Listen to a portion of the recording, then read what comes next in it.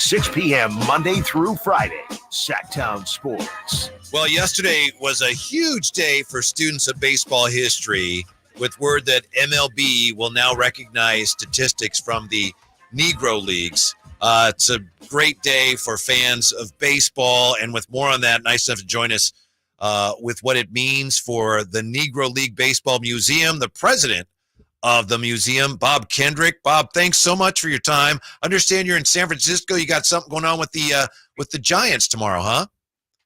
Yeah, no, I just made it into town after a whirlwind day yesterday after the news of the official release of the stats from the Negro Leagues being entered into the record books for Major League Baseball. And of course, that was explosive. I mean, I ran my mouth, guys, from 5 a.m. yesterday until I finally shut it down about 10 o'clock last night. And then when I got here in San Francisco, I've been running my mouth some more. But I tell you what, I couldn't be more excited by the excitement that others have had about the news and seeing these Negro League players take their rightful place amongst the other greats of the game. Bob, this was a long time coming. Yeah, pardon me, sir. I apologize, but I just was wondering, for those who aren't that familiar, what is the mission of the museum, Bob? We started this museum in a little one-room office in 1990 to preserve, celebrate, educate people about the rich history of Black baseball and its profound impact on the social advancement of America. And quite frankly, guys, it's that latter statement that grabs the hearts, the minds, the imaginations now of the thousands of people each and every year that come to visit us. I do believe the work that we've done now over the last 3 decades plus, that people come to the Negro League Baseball Museum expecting to meet some pretty good baseball players. And of course, you're going to leave not being disappointed. You're going to meet some of the greatest athletes to ever put on a baseball uniform. But by the time you walk away from this story, I do believe that you walk away with a much deeper, richer appreciation for what these athletes not only did for the game of baseball, but more importantly, what they did for this country. And it changed the game, but it changed this country for the better. And that's all embodied in the story that we now tell and bring to light there at the Negro Leagues Baseball Museum in Kansas City. Hey, Bob, can you take us behind the scenes if you know, how did this all come about, and, how did we finally get this day to happen? How much hard work and how much lobbying did it take? Oddly enough, it didn't take a lot of lobbying, because this was the brainchild, really, of Major League Baseball, spurred on by Commissioner Rob Manfred. In December 2020, you may recall, while we're in the midst of pandemic, and there was some social unrest going on because of the murder of George Floyd. In December 2020, Commissioner Manfred made the historic announcement that Major League Baseball, first and foremost, was going to finally recognize the Negro Leagues for what we already knew it to be, a major league.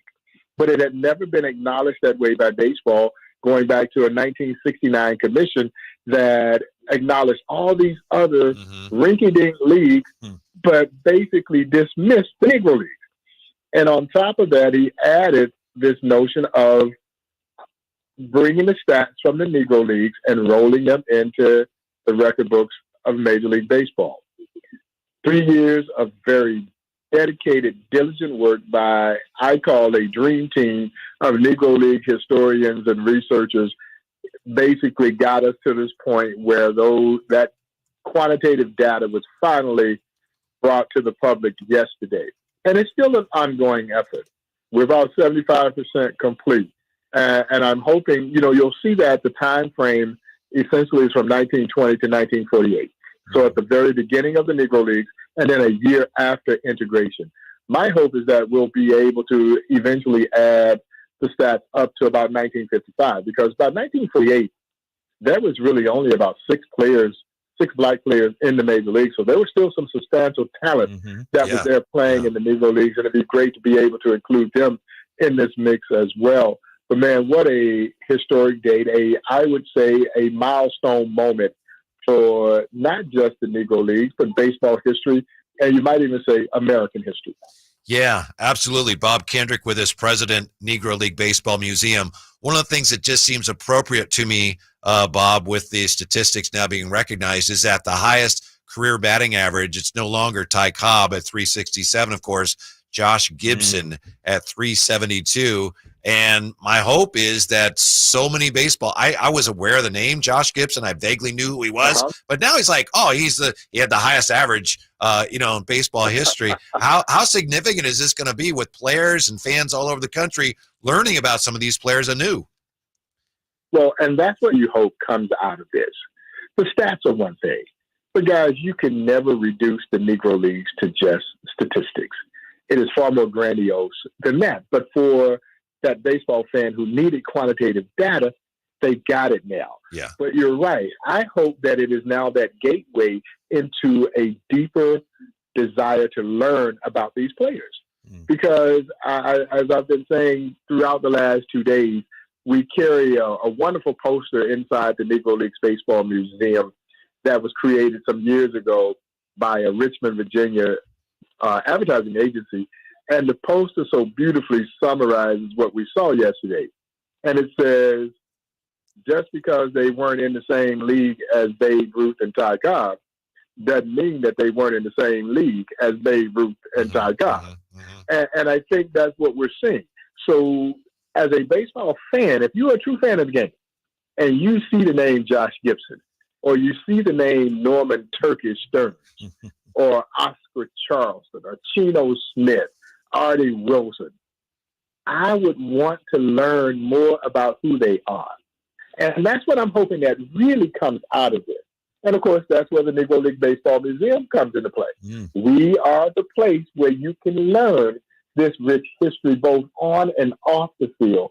And as I remind people, the off-the-field aspect of what the Negro Leagues represented in this country, in my own humble opinion, is far more substantial than what took place on the field, because for us, it's a given that when you walk through those doors, you're going to meet some of the greatest athletes to ever put on a baseball uniform. Good stuff. Bob, I was going to ask you, and you sort of addressed it with your last comment right there, how do we still also maintain the, what's the word I'm looking for, the sort of separation of the Negro Leagues, that it was a special place and not get it swallowed up by MLB minutia, if you will. Well, I mean, and you raise a very valid point, and I think it speaks to why the Negro Leagues Museum, in my eyes, becomes even more important, because you are absolutely right. 10, 15, 20 years from now, a new baseball fan will look at those numbers and they will see these players listed, and there's a likelihood that they will think that they were alongside them all the time. And it's important that they understand that once upon a time, Josh Gibson couldn't play in the major league. He never had that opportunity.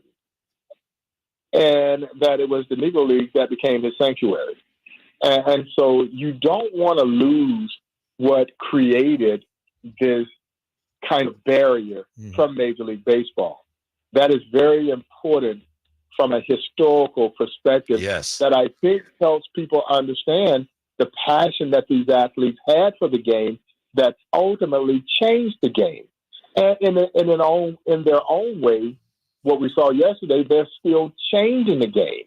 But it's important that we create and maintain what the true essence of what created a Negro League and how this story emerged from the ugliness of American segregation to build this thriving baseball business enterprise that just happened to give a playing ground for some of the best black and brown athletes, again, to ever play this game.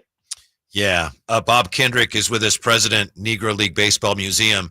I mentioned this yesterday, Bob. One of the facts about, baseball segregation that it's hard for me to believe is that the Boston Red Sox did not have an African-American player until 1959.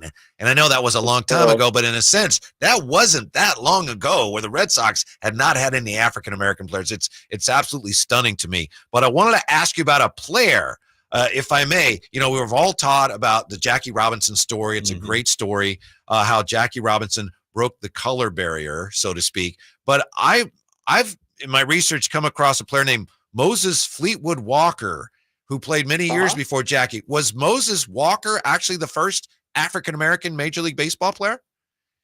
We kind of characterize him as the first known black to play on what would be considered a major league. Now, since that time, we've discovered that there was a ball player by the name of William Edward White, who played one game prior to Moses Fleetwood Walker. But fellas, here's the caveat.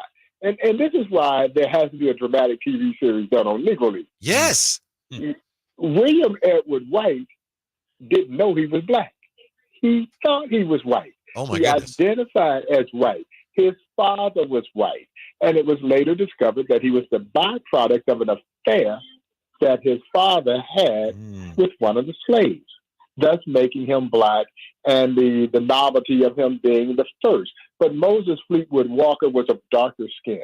There was no denying his ethnicity, and Moses Fleetwood Walker was a barehanded catcher. Oh my! Ouch!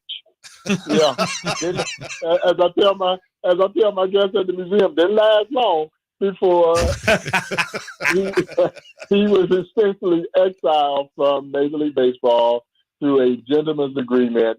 Wow! Led by guys like Cap Anson and others that essentially said, if you allow a black to play with you, you can't play with us. That would be in place for the next 6 decades until Jackie Robinson rebreaks the color barrier. So there was no written doctrine that kept black players out. It was just a verbalized agreement that the owners and players adhered to for over 60 years. That's good stuff, Bob. So we got the Negro League Museum in Kansas City. Tell me about that. Why should people visit? What can we expect there? It is such a special place, and I'm so thrilled that people are learning more about the great work that we're doing. It is essentially a journey back in time. The Negro Leagues were formed in Kansas City in 1920, and you get to witness how this league emerged. And as I remind folks, the genesis behind it was very simple. You won't let me play with you? I'll create a league of my own. And as I remind folks, that's the American way. And while America tried to prevent them from sharing in the joys of her so-called national pastime, it was the American spirit that actually allowed them to persevere and prevail. So not only did they create a playing ground for some of the best black and brown athletes, they built a thriving business enterprise that impacted African-American communities in ways in which we've not seen since the loss of the Negro Leagues.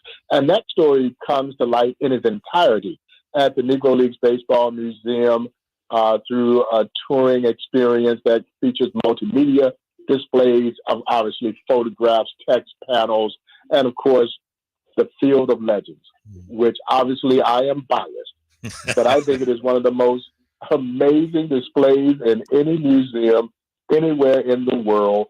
It features 10 life-size bronze sculptures of Negro League greats and guys they're cast in position as if they were playing a game.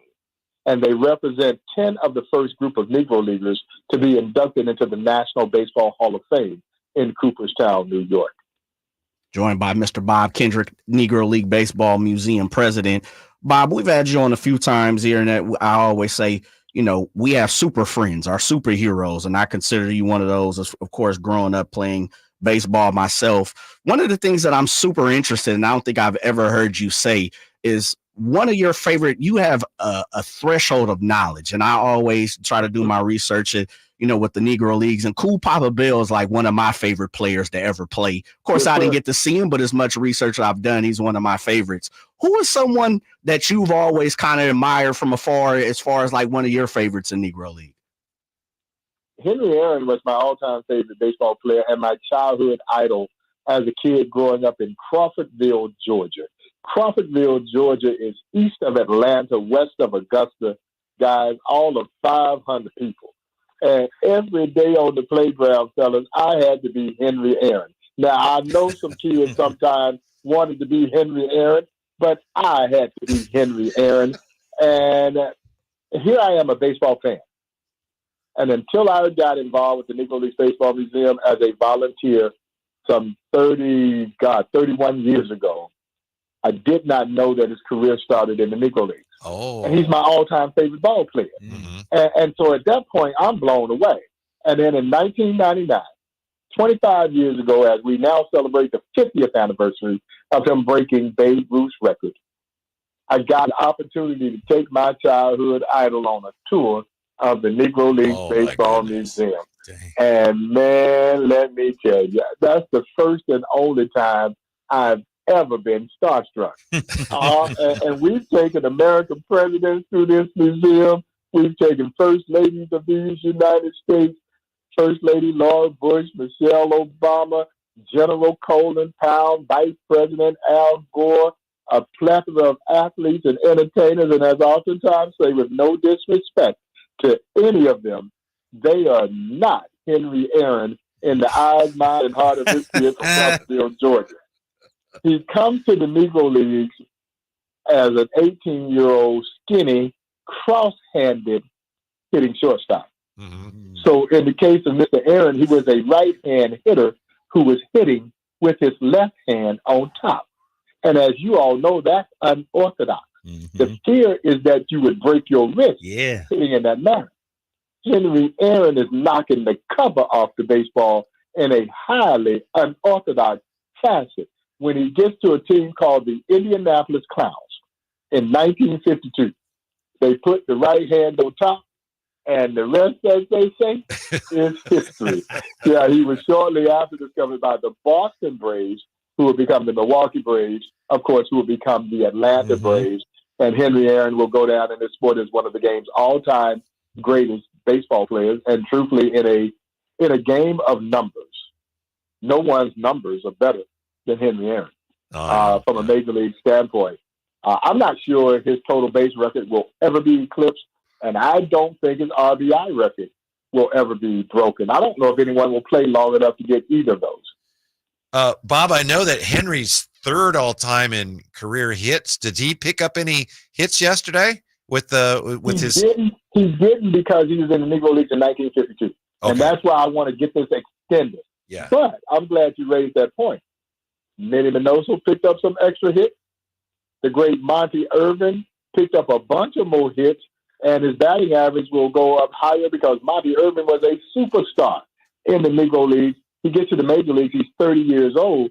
You know, as I'm here in San Francisco getting ready to do some work with the Giants, Monty comes to the New York Giants. He's 30 years old, and he's still a star at 30. Yeah. But y'all, if they'd gotten him when he was 19, 20 years old, there was nothing that Monty Irvin could not do.